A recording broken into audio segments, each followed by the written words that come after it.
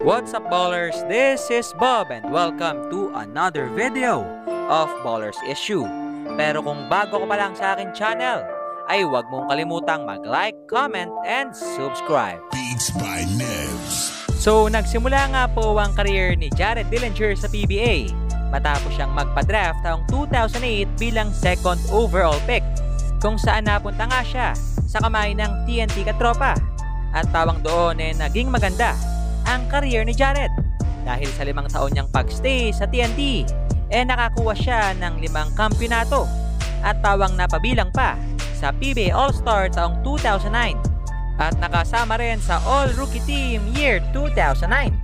Pero taong 2013 napabilang nga itong si Jared Dillinger sa nangyaring 3-team trade between Meralco, TNT, and Barako Bull, kung saan sa kanyang first year as a Meralco Bulls player, tila mas maraming oras nga po ang nabigay dito kay Jared Dillinger.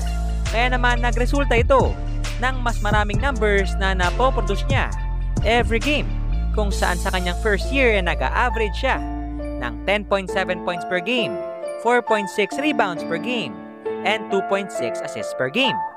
Kaya naman dahil dito, magmula 2013 hanggang ngayon, nasa poder pa rin ng Meralco itong si JD. Pero mukhang sa araw na ito, matutuldo ka na nga ang bagay na yan. Matapos nga pong sumabog ang balita na nais daw pong kuhain ni Coach Tim Cone itong si Jared Dillinger na ngayon ay nasa free agency.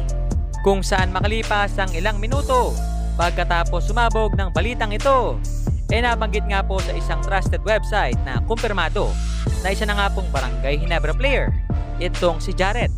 Kaya naman naging masaya si Coach Tim dahil matagal niya na nga raw pong pinapangarap na magkaroon ng isang Jared Dillinger sa kanyang team. Pero tila may problema nga ata ang panig ng Meralco dahil hindi man lang daw nagpaalam si Jared Dillinger na pipirma sa ibang koponan. Dahil may usapan nga raw sila ng Meralco na dapat kahit anong mangyari, magstay lang siya sa Bolts kahit nga malagay siya sa UFA or Unrestricted Free Agent. Pero sinuway pa rin niya ni Dillinger sa hindi malamang dahilan. But still, ang mahalaga, tapos na at nakapirma na si Jared Dillinger sa Barangay Ginebra. At para naman sa problema niya between Meralco, mukhang mag-move on na lamang silang dalawa dahil tapos na nga, finish na. At wala naman sigurong maling ginawa itong si JD kung pumirma siya sa ibang koponan, maliban na nga lang po sa man-to-man talk nilang dalawa ng team manager ng Meralco na si Paulo Trillo. And that's all for tonight's video, mga past kabiboy ko at future kaballers natin. And like what I said, kung bago ka pa nga lang sa akin channel, ay huwag mong kalimutan na mag-like, comment ng opinion, at syempre, please subscribe. Bye-bye!